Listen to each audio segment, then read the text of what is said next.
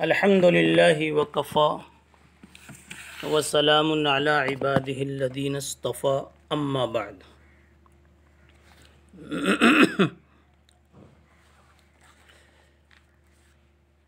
سبق نمبر 14 آج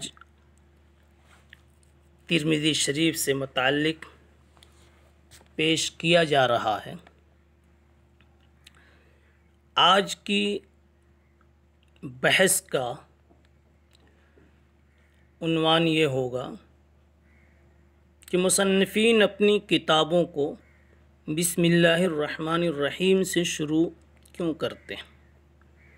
ماقبل سے یہ جوڑ لیجئے کہ بسم اللہ اس امت کی خصوصیت، یعنی بسم اللہ سے اپنے کاموں کا اور اپنی کتابوں کا آغاز کرنا اور شروع میں بسم اللہ الرحمن الرحیم لکھنا اس امت کی خصوصیت۔ اب یہیں آپ کے ذہن میں ایک بات اٹھتی ہے، بسم اللہ سے کتاب کو شروع کیوں کرتے ہیں؟ کیا علتیں اور حکمتیں ہو سکتی ہیں؟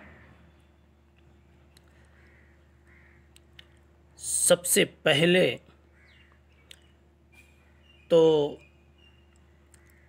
ایک بنیادی بات آپ سمجھیں کہ اصل میں بسم اللہ الرحمن الرحیم سے شروع کرنا اصل کے مطابق ہے، اور جو چیز اصل کے مطابق ہوتی ہے وہاں سوال ہی نہیں ہوتا کہ ایسا کیوں کیا۔ مثال کے طور پر اصل یہ ہے کہ انسان کی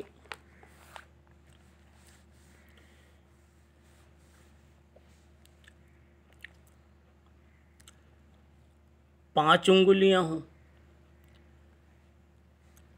اگر پانچ ہے تو کوئی سوال نہیں کرے گا کہ پانچ کیوں ہیں۔ البتہ اگر کسی کی چار ہے یقیناً وہاں سوال ہوگا کہ ایک کیا ہوئی، ایک کم کیوں ہوئی، کٹ گئی، آپریشن میں گئی، کیا بات ہے، اس طرح کا سوال ہوگا۔ پیدائشی ایسی ہے۔ ایک بنیادی بات یہ ہے کہ اصل کے مطابق جب کوئی بھی چیز ہو تو اعتراض نہیں ہوا کرتا، سوال نہیں ہوا کرتا۔ بسم اللہ الرحمن الرحیم سے کتابوں کا شروع کرنا، اللہ کے مبارک نام سے کتابوں کو شروع کرنا، اپنے کاموں سے شروع کرنا، یہ تو اصل کے مطابق، اس لیے اصل کے مطابق ہے کہ ہمارے ہر عمل کا سر چشمہ اللہ کی عطا ہے، اللہ کی نوازش ہے، اللہ کا احسان ہے، اللہ کا فضل ہے، خدا کی ذات اقدس ہے۔ جہاں سے توفیق ملی، جہاں سے ہمیں یہ صلاحیت ملی، اس کے نام سے ابتدا نہ کریں تو پھر کس کے نام سے ابتدا کریں؟ ارے بابا آپ کے نام سے ابتدا کر دیں، آپ کے باپ دادا کے نام سے ابتدا کر دیں۔ اصل یہی ہے کہ اللہ ہی کے نام سے اس کی ابتدا ہو۔ جب یہ اصل ہے تو اب سوال ہی ختم ہو جاتا ہے۔ زیادہ سے زیادہ آگے یہ بات ہو سکتی ہے کہ اس مبارک نام سے شروع کرنے کی حکمتیں کیا کیا ہو سکتی؟ علت تو ایک ہے، اور حکمتیں کیا کیا ہو سکتی، نقطے کیا کیا ہو سکتے، تو اس کو بھی آج کی گفتگو میں چونکہ آپ دور حدیث شریف کے طلباء ہیں اور طلبہ دور حدیث کو کسی قدر تفصیل سے کوئی بات بتائی جائے تو ہو سکتا ہے کہ اس میں کوئی نیا علم، نئی بات، نیا پہلو فکر کا ان کے ہاتھ لگ جائے، اس لیے میں ذرا جلدی آپ کو بتاتے جاؤں گا کہ آپ علتوں اور حکمتوں دونوں کو ایک ساتھ ہی سنتے جائیے اور پھر بعد میں فرق کر لیجئے گا کون سی چیز اس سوال کے جواب میں علت کا درجہ رکھتی ہے اور کون سی چیز حکمت کا درجہ رکھتی۔ تو آپ کا سوال یہ تھا کہ مصنفین چاہے امام ترمذی ہوں جو آپ لے کر بیٹھے ہوئے ہیں، یا امام بخاری ہوں جو آپ دوسرے وقت میں لے کر بیٹھتے ہیں، یا اور کوئی بھی کتاب، مصنف اپنی کتاب کو بسم اللہ سے کیوں شروع کرتے ہیں؟ تو پہلا جواب تو یہ ہے کہ بسم اللہ الرحمن الرحیم اللہ کی عظمت کو بتاتا ہے، اللہ کے احسان کو بتاتا ہے، اللہ کے فضل کو بتاتا ہے، اور ہمیں اس عمل کی توفیق ملی ہے، یہ صلاحیت ملی ہے اس کی وجہ سے، اس کی برکت سے، اس کی عطا سے، اس لیے ہم اس کے نام سے اپنے کام کا آغاز کرتے ہیں۔ جواب نمبر 2، وَبِضِدِّهَا تَتَبَيَّنُ الْأَشْيَاءُ۔ ایک چیز کو آپ جب ثابت کرنا چاہتے ہیں تو کبھی مثبت پہلو سے بھی ثابت کرتے ہیں اور کبھی اس کا مقابل پہلو جو ہوتا ہے، منفی پہلو یا کہہ لو اس کی جو ضد ہوتی ہے، اس سے بھی اس چیز کو ثابت کرتے ہیں۔ مثلا آپ کو اپنے مقابل کی کمزوری کو دکھانا ہے تو کبھی اس کے کمزوریوں کے قصے بیان کرتے ہیں، اور کبھی آپ اپنی قوت کا اس وقت بیان کرتے ہیں، مظاہرہ کرتے ہیں۔ تو آپ نے اپنی قوت کا تذکرہ کیا اور اس کی کمزوریوں کا بیان کیا، یہ دو رخ آپ اختیار کرتے ہیں۔ اب جا کر کے مثبت اور منفی، اس بات و نفی دونوں کو جوڑ دیتے ہیں تو پوری طرح مدعا ثابت ہو جاتا ہے۔ آپ لطف لیجئے، لا الہ الا اللہ، اس میں بھی تو یہی ہے، دو طرح سے خدا کی خدائی کو بتایا گیا۔ ایک تو اللہ ہی اللہ ہے، معبود صرف اللہ ہے، اس بات کا طریقہ، اور دوسرے نفی، لا الہ، کائنات میں کون ہے جو اس اللہ کے مقابلے میں آ سکے؟ کوئی نہیں، نفی کا طریقہ۔ اس بات و نفی سے کہ مجموعے سے مکمل طریق پر خدا کی خدائی اور اللہ کی الوہیت کا ثبوت ہوتا ہے۔ آپ اس انداز میں سمجھیں کہ بسم اللہ سے شروع کر کے کتابوں کو ہم یہ کہنا چاہتے ہیں کہ حق تعالی شانہ ہی سے سب کچھ ہم کو ملا ہے، اور اللہ سے ہٹ کر غیر اللہ سے کچھ نہیں ملا۔ گویا پہلے جواب میں اللہ سے ملنے کا ہم نے اس بات کیا، اور اس میں غیر اللہ سے کچھ نہ پانے کا اور ہماری صلاحیت میں غیر اللہ کی طرف سے کسی قسم کے عمل دخل کے نہ ہونے کا ہم نے اقرار کیا۔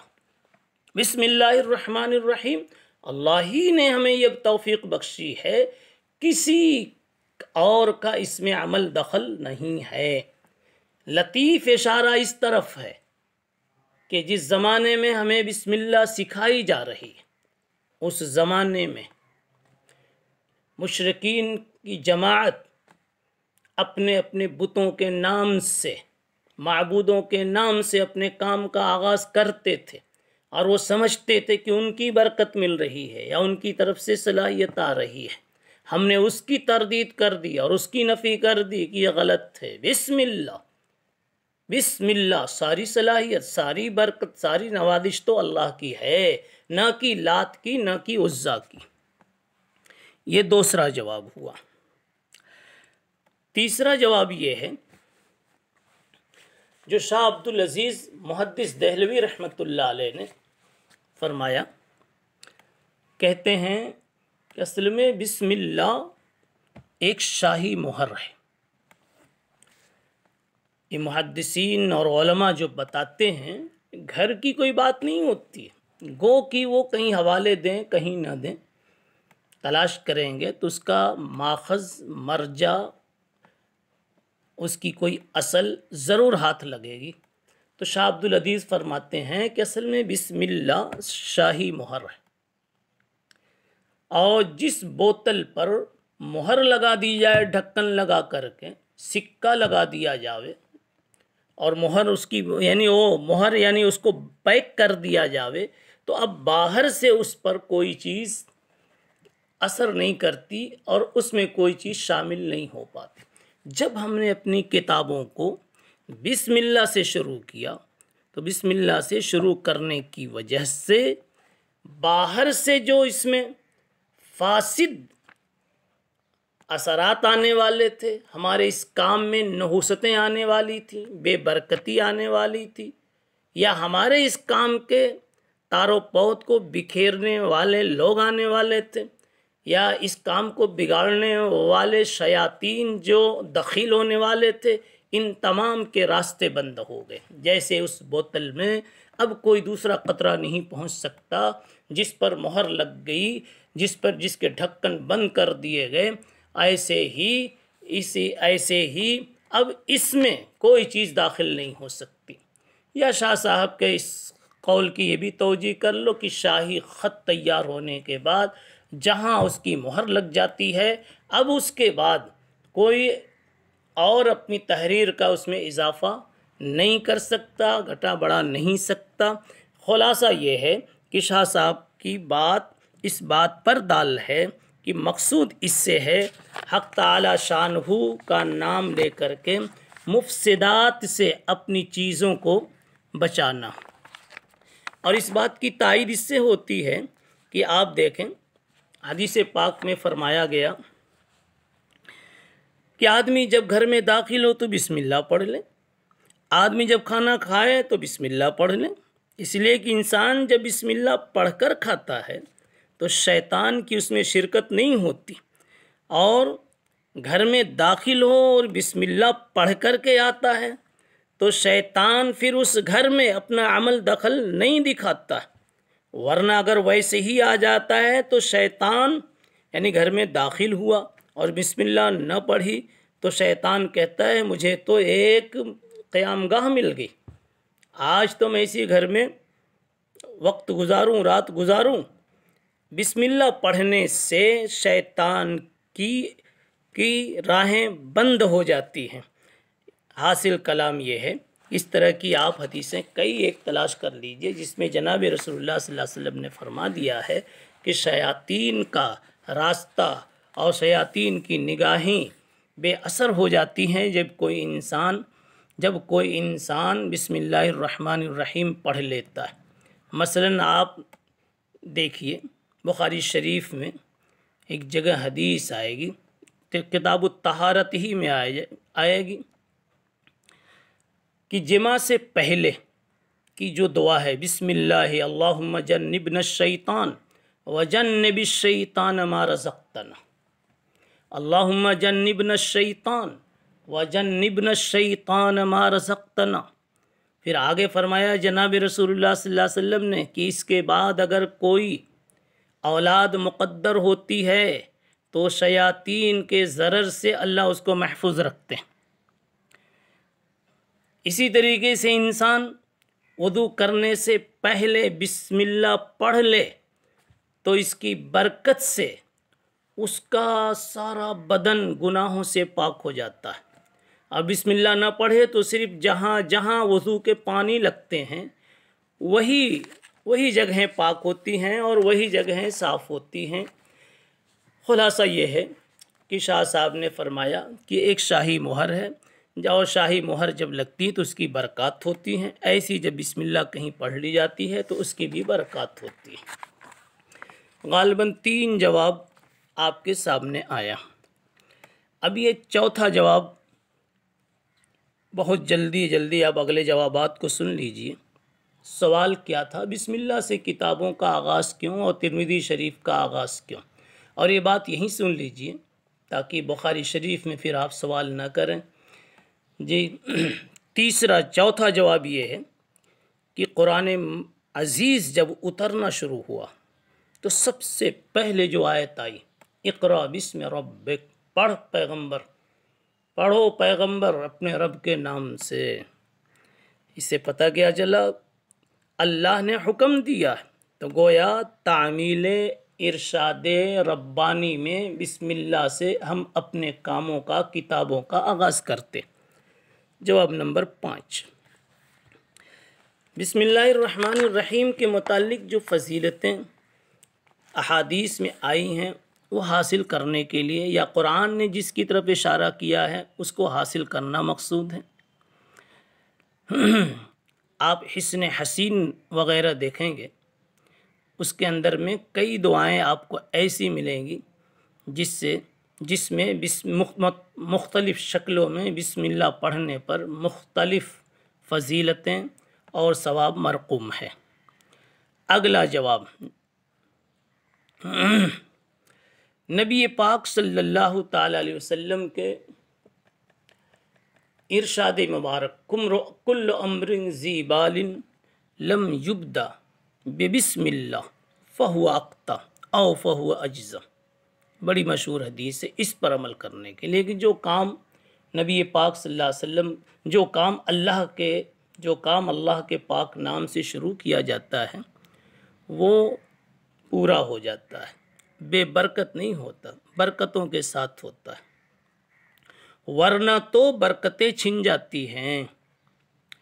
اب برکت کا مفہوم آپ جانتے ہیں اور پھر جان بھی لیں گے۔ مطلب یہ ہے کہ جو انجام مقصود ہے اور جس شکل میں انجام اور جس قدر میں انجام مقصود ہے، وہ چیزیں اس درجے، اس قدر میں، اس طرز پر حاصل نہیں ہوتی ہیں۔ اگلا جواب، نمبر آپ لگاتے جائیے۔ اگلا جواب، قرآن مجید کا اتباع مقصود ہے۔ یہ خود قرآن مجید نے ہر سورہ کے شروع میں بسم اللہ رکھ دی۔ کم سے کم ترتیب مصحفی دیکھو تو آغاز ہی ہو رہا ہے بسم اللہ الرحمن الرحیم الحمد للہ رب العالمین۔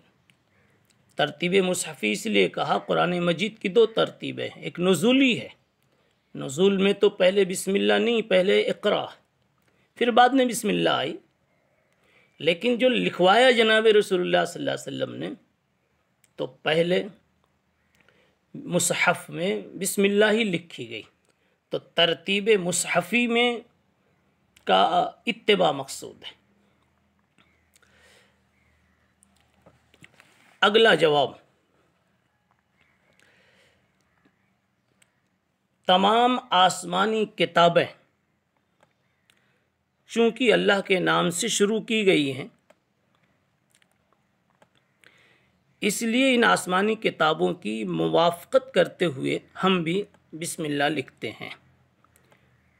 پہلے بتایا جا چکا کہ بسم اللہ الرحمن الرحیم مفتاح کل کتاب۔ یہ روایت میں نے کہا معضل ہے، معضل ہونے کی وجہ سے زیادہ ضعیف ہوگی، اور مقام فضائل میں نہ کہ مقام اعتقاد میں ضعیف حدیثیں اپنی شرطوں کے ساتھ معتبر ہیں۔ اگلا جواب، انبیاء سابقین کے اتباع میں، انبیاء سابقین میں ہم نے 2 کا تو نام سن ہی لیا کہ حضرت سلیمان علیہ السلام نے اپنے مکتوب میں لکھا تھا انہو من سلیمان و انہو بسم اللہ الرحمن الرحیم۔ اور حضرت نوح علیہ السلام کشتی رک گئی تو آپ نے فرمایا بسم اللہ مجریہا و مرساہا. جب کشتی کو چلانا تھا اور طوفان سامنے تھا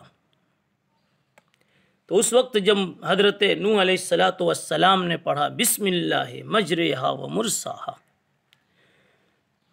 تو اس کی برکت سے پہاڑ جیسی موجوں میں بھی ہر آفت ہر بلا سے محفوظ رہے اور کشتی والے اپنی منزل پر پہنچ گئے. ان دونوں واقعوں کے ذیل میں اللہ والے ایک بزرگ فرماتے ہیں کہ ذرا غور کرو میرے بھائیوں. دیکھو ہر ایک کی نگاہ ہر ایک کا موضوع الگ الگ ہوتا ہے. آپ کا موضوع ہے طلب تحقیق اور صوفیہ کا موضوع ہے طلب معرفت. دن بدن ان کی معرفت اللہ کی محبت اور شناسائی بڑھتی جائے، تعلق بڑھتا جائے. خیر، یہ موضوع آخر ہے. ایک بزرگ فرماتے ہیں کہ ذرا غور کرو اللہ کے نام کی عظمت پر کہ ایک سلیمان علیہ السلام نے ملکہ سبا کو جو بڑی آن شان بان والی تھی بسم اللہ لکھ دی. تو ایک بسم اللہ کی وجہ سے ملکہ سبا لرز گئی، اس کا قلب نور ایمانی سے منور ہو گیا اور جو حضرت کے خط کا مقصد تھا وہ پورا ہو گیا. اگر ہم اور آپ اسی اخلاص اسی برکت کے ساتھ بسم اللہ کہتے جائیں پڑھتے جائیں اپنے کاموں میں تو کیا اس امت کے افراد کے ساتھ اللہ کے فیضان کا اور اللہ کے نام کی عظمتوں کا اثر ظاہر نہیں ہوگا؟ نوح علیہ السلام نے آدھی بسم اللہ پڑھی تھی. نوح علیہ السلام نے پڑھا تھا بسم اللہ مجریہا، آدھی بسم اللہ یا تہائی بسم اللہ. جس کا یہ حال ہوا اور یہ ثمرہ کہ کشتی ہر آفت ہر بلا سے محفوظ رہی اور بعافیت منزل تک پہنچ گئی، تو اگر ہم پوری بسم اللہ پڑھیں تو ہمارے سامنے برکتوں کا کس انداز میں نزول ہوگا اور کس قدر بارش ہوگی. اگلا جواب یعنی اس بات کا کہ بسم اللہ کتابوں کے شروع میں کیوں لکھی جاتی ہے، اگلا جواب یہ ہے کہ اس میں امتثال اجماع قولی ہے. علماء کا اجماع ہے اور قولاً اجماع ہے. کہا ہے کہ ہر کام کا آغاز بسم اللہ الرحمن الرحیم سے یعنی اللہ کے نام سے شروع کرنا مستحب ہے. تو یہ امتثال اجماع قولی ہے. اگلا جواب امتثال اجماع عملی. ہر دور میں علماء متقدمین متاخرین برابر بسم اللہ سے اپنے کاموں کا اپنی کتابوں کا آغاز کرتے رہے ہیں. بلکہ لطف کی بات یہ ہے کہ جن حضرات نے اپنی کتابوں میں الحمدللہ نہیں لکھی، صلاۃ و سلام کے صیغے نہیں لکھے، کلمہ شہادت نہیں لکھے، جبکہ ان سے بھی ابتدا کا حکم حدیث زیبال میں بعض روایتوں میں موجود ہے. کل امر زیبال سے جو روایت آتی ہے اسے حدیث زیبال کہتے ہیں. اس میں کہیں ہے حمد سے شروع کرنے کا حکم، کہیں الحمدللہ سے، کہیں حمد سے، کہیں الصلاۃ والسلام سے اور کہیں کلمہ شہادت سے. تو بعض محدثین نے حدیث زیبال کے ہوتے ہوئے حمد کو، صلاۃ و سلام کو، کلمہ شہادت کو اپنی کتاب میں تو نہیں لکھا لیکن بسم اللہ ضرور لکھی ہے، یعنی حمد نہ لکھنے والوں نے بھی، حمد وغیرہ نہ لکھنے والوں نے بھی بسم اللہ لکھی ہے۔ ایک بڑی خوبصورت بات جو آپ کو انشاءاللہ پسند آئے گی، اب پسند تو سبھی جوابات آ رہے ہیں، اس لیے کہ بسم اللہ کی حمایت میں اور بسم اللہ کی اہمیت میں، عظمت میں اور اس کی برکت سے متاثر ہو کر کہی اور سنی جا رہی ہے۔ وہ یہ ہے کہ بسم اللہ سے کاموں کی ابتدا کرنے سے انسان کے نفس کا علاج ہو جاتا ہے۔ کیا علاج ہو جاتا ہے؟ کہ انسان اپنی نفسانیت کا ہر وقت غلام ہوتا ہے، اپنی نفسانیت کا شکار ہوتا ہے۔ اگر فکروں سے نہ جیے، انتباہ کے ساتھ نہ چلے تو غالب یہ ہے کہ ٹھوکر کھاتا رہے گا، ظاہری فساد میں مبتلا ہو جائے یا باطنی خرابیوں میں مبتلا ہو جائے۔ اگر کوئی مصنف کتاب لکھ رہا ہے، کوئی مصنف کتاب لکھ رہا ہے، کوئی آدمی بڑا کام کر رہا ہے، کوئی خطیب، کوئی مدرس، اگر کوئی اپنا جوہر دکھا رہا ہے تو اگر اللہ کی حفاظت نہ ہو اور نفس کو آزاد چھوڑ دیا جاوے تو ریا کا، عجب کا، پھر کبر کا، تحقیر ناس کا شکار ہو کے رہے گا۔ یہ مفاسد باطنی آ کے رہیں گے۔ اس لیے ان مفاسد باطنی سے بچانے کے لیے، نفس کا علاج کرنے کے لیے سب سے پہلے اس انسان کو خدا کی طرف متوجہ کیا گیا۔ ہر انسان کو متوجہ کیا گیا، اے قاری تو اپنی قراءت سے پہلے، اے خطیب تو اپنے خطبے سے پہلے، اے مصنف تو اپنی تصنیف سے پہلے، اے صاحب فن تو اپنی فن کاری سے پہلے اس مالک کو یاد کر، اس مالک کو یاد کر جس نے تم کو یہ جوہر عطا کیا ہے۔ وہ نہ دیتا تو پھر تو کیا ہوتا؟ ثم رددناہ اسفل سافلین۔ کتوں اور سوروں اور کم ترین جانوروں سے بھی تو بدتر انسان ہوتا ہے۔ انسان ہی کا تو یہ امکانی مقام ہے کہ بنتا ہے تو رشک ملک بنتا ہے اور گرتا ہے تو سور اور کتوں کے لیے بھی باعث تف بنتا ہے، وہ بھی تھوکنا بھی گوارا نہیں کرتے۔ پتہ کیا چلا؟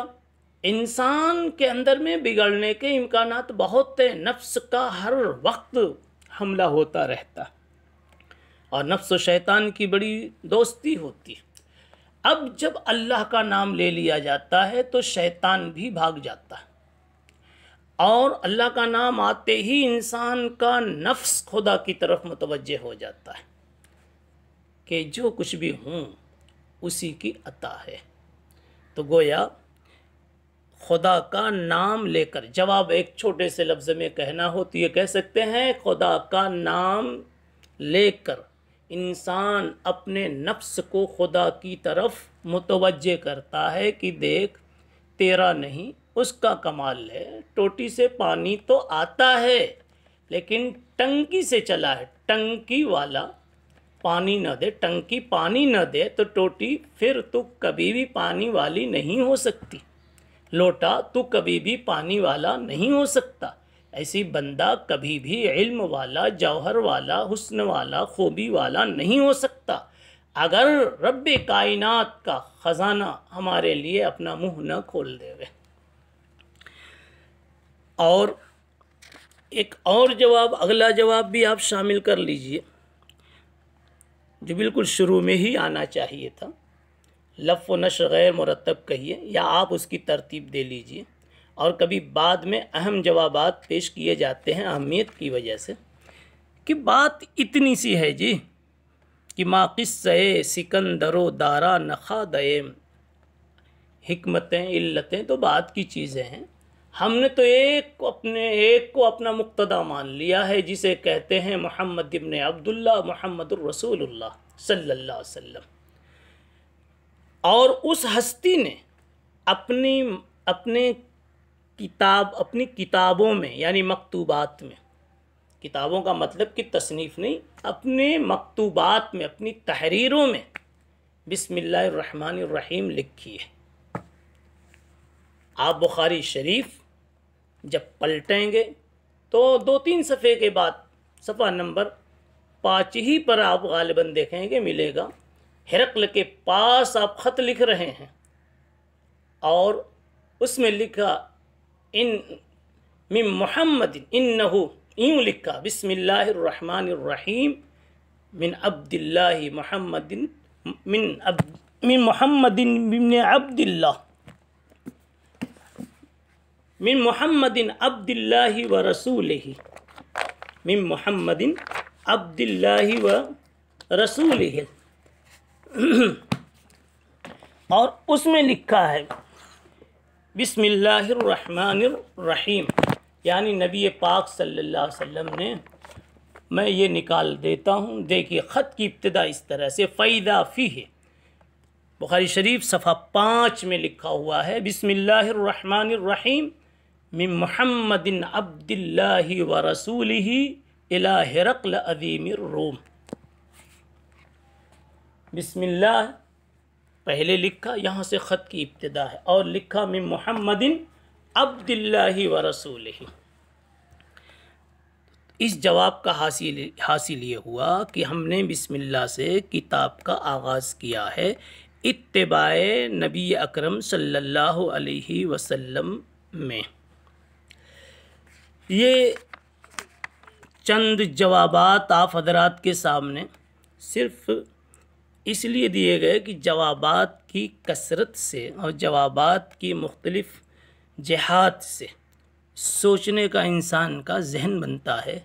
حق تعالی شانہ بسم اللہ الرحمن الرحیم کی برکتیں ہم سب کو نصیب فرمائے، اور آج جو ہم نے اپنی کتاب ترمذی شریف کا آغاز بسم اللہ سے کیا، یا حضرت مصنف علام نے اپنی کتاب کا آغاز جو بسم اللہ الرحمن الرحیم سے کیا ہے، تو جو بھی اس کے پیچھے برکتیں بتلائی گئی ہیں، حکمتیں بتلائی گئی ہیں اور فائدے بتلائے گئے، اللہ تعالیٰ وہ تمام فوائد نصیب فرمائے۔ مثلا یہ کہا کہ بسم اللہ پڑھنے سے شیطان کا عمل دخل نہیں ہو پاتا، تو اب آپ دل میں دعا کر لیجئے کہ اللہ جب ہم نے بسم اللہ پڑھ لی ہے تو پورے سال ہمیں شیطانی اثرات سے، تسلطات سے ہمیں بچا کے رکھنا۔ آپ نے یہ بھی سن لیا کہ بسم اللہ پڑھنے سے برکتیں نصیب ہوتی ہیں، اور برکت ایک عظیم چیز ہے، اے اللہ وہ عظیم ثمرہ اور وہ عظیم اس کا رزلٹ اور انجام اے اللہ ہمیں بھی نصیب فرمانا۔ اور اس کے علاوہ یہ کہ بسم اللہ الرحمن الرحیم پڑھنے سے کام کی تکمیل ہوتی ہے، اے اللہ اس پڑھنے پڑھانے سے جو مقصد ہے اس کی تکمیل تو فرما دے، اور کتاب کے آغاز سے جو مقصد ہے کتاب کی انتہا تک پہنچنا، اے اللہ وہ بھی قبول فرما لے۔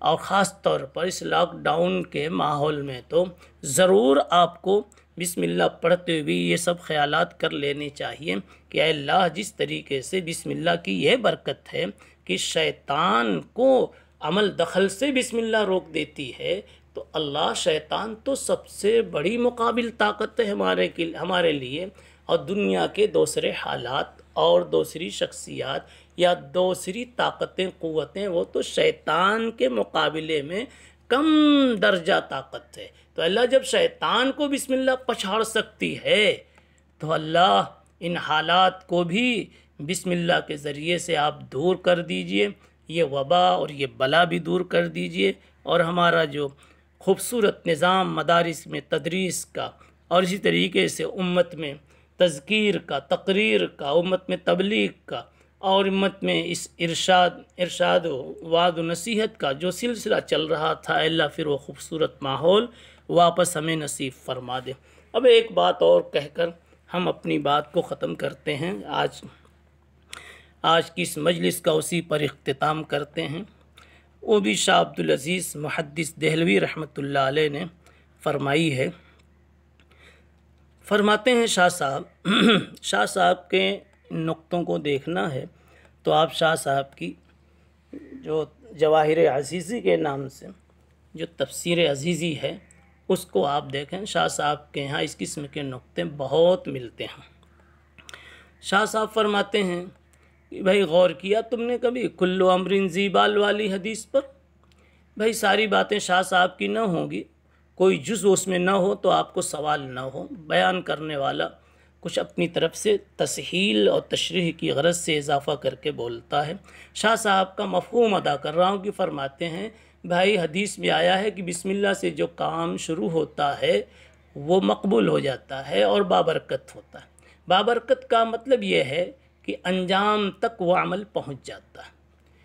اب شاہ صاحب نے اس کا پتہ لگایا ہے، اس کی وجہ بیان فرمائی کہ ایسا کیوں، اس نام میں کیا ایسا مادہ ہے جس کی وجہ سے یہ برکت حاصل ہوتی ہے؟ تو اس کا جواب شاہ صاحب خود ہی دیتے ہیں کہ اصل میں اس میں اللہ کے 3 نام ہیں۔ پہلا نام اللہ، اس نام کی تاثیر یہ ہے، اللہ، اس نام کی تاثیر یہ ہے کہ بولو تو ایک شے، ایک مقصد جس کا مادہ موجود نہیں ہے، اس نام کی برکت سے اللہ تعالیٰ آپ کے مقصد کا سامان اور مادہ پیدا کر دیتے ہیں۔ یعنی اس لفظ میں یہ شان ہے، اس لفظ میں یہ شان ہے۔ اسی لیے تو بزرگوں میں اللہ اللہ اللہ، مجھے یاد آیا کسی جگہ پہ پڑھا تھا کہ انگریزوں کا جب دور تھا تو حالات کچھ ایسے تھے کہ ان سے نمٹنا مشکل تھا، اور مسلمانوں کا اپنے مذہب کو، ایمان کو بچانا، ایمان والوں کی حفاظت کا ہونا ناممکن جیسا دکھ رہا تھا۔ حاجی امداد اللہ مہاجر مکی رحمۃ اللہ علیہ، حضرت حافظ ضامن شہید رحمۃ اللہ علیہ، ان مشائخ نے اپنی خانقاہوں میں بیٹھ کر کے اللہ اللہ اللہ کی جو آواز لگائی تو انگریزوں کے اس ملک سے جانے کے اسباب نہیں دکھ رہے تھے، لیکن جیسے جیسے ان کے ذکر بڑھتے گئے اسباب بھی پیدا ہوتے گئے، یہاں تک کہ انگریزوں کو اس ملک سے جانا پڑا۔ تو شاہ صاحب نے جو بات کہی ہم اس سے اس کی تائید پاتے ہیں کہ ایک اس نام کی تاثیر ہے کہ جو چیز ہمیں ممکن نظر نہیں آتی، اسباب کے درجے میں اللہ تعالیٰ اسے ممکن بناتے ہیں اور اس کے اسباب پیدا کر دیتے ہیں، سامان پیدا کر دیتے ہیں۔ دوسرا نام اس میں ہے رحمان، اور رحمان کا اثر یہ ہے کہ سامان جو پیدا ہو جاتا ہے تو جب تک کہ اسے شے بن نہ جاوے وہ سامان ضائع نہیں ہوتا، اللہ کی رحمت پہرا دیتی رہتی۔ ورنہ بھائی آپ گوشت لاتے ہیں لیکن آپ کے کچن میں آپ نے ڈھانک کر نہیں رکھا تو بلی لے کر بھاگ جاتی ہے، پتہ چلا سامان تو آیا، حفاظت نہیں ہو سکی، مگر جب آپ بسم اللہ الرحمن تک پہنچ گئے تو وہ سامان مقصود اور وہ مادہ مقصود محفوظ رہتا ہے شے کے وجود میں آنے تک۔ اور تیسرا نام ہے رحیم۔ رحیم کا یہ اثر ہے کہ جب انسان اس نام کا ورد کرتا ہے تو اس کی برکت سے اللہ تعالیٰ اس مقصود، اس مطلوب سامان سے اور اس مطلوب شے سے جو منفعت ہے وہ منفعت آپ کو نصیب فرما دیتے ہیں، یعنی منفعت برباد ہونے نہیں دیتے۔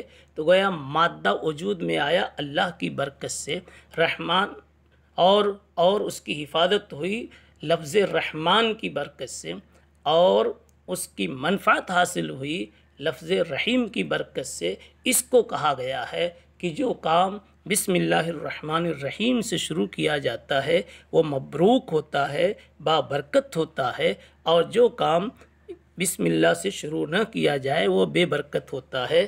اللہ تعالی ہمارے ساتھ بھی ایسی ہی برکتوں کا معاملہ فرمائے۔ سبحان اللہ و بحمدہ، سبحان اللہ العظیم۔